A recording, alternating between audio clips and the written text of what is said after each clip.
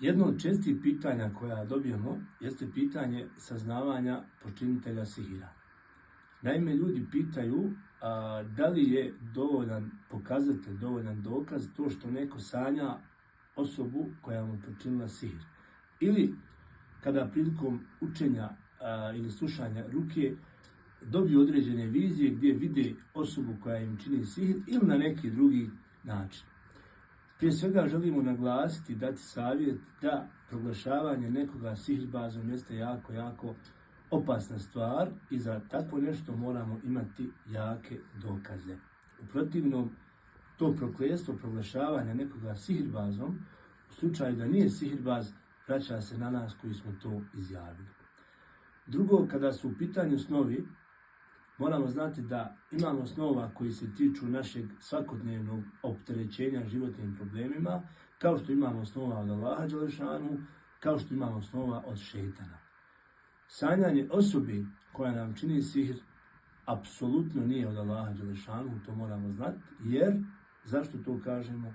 Jer eventualno saznavanje, pogotovo nesigurno saznavanje sihirbaza, odnosno počinitelja sihira, jeste nešto što može uzrokovati veliki fitneluk, nered, svađe, kidanje rodbinskih veza itd.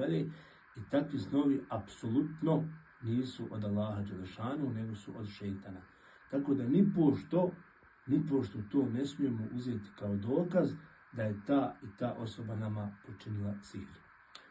Dalje, što se tiče vizija, dakle viđenja tokom učenja ruke nekoga ko nam je počinio sihir, isto tako je čisti šejtanluk.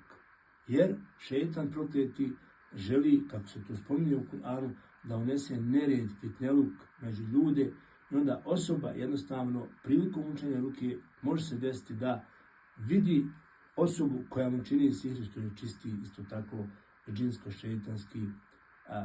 džinsko-šejtansko podvaljivanje. I apsolutno nije dokaz za takvo nešto.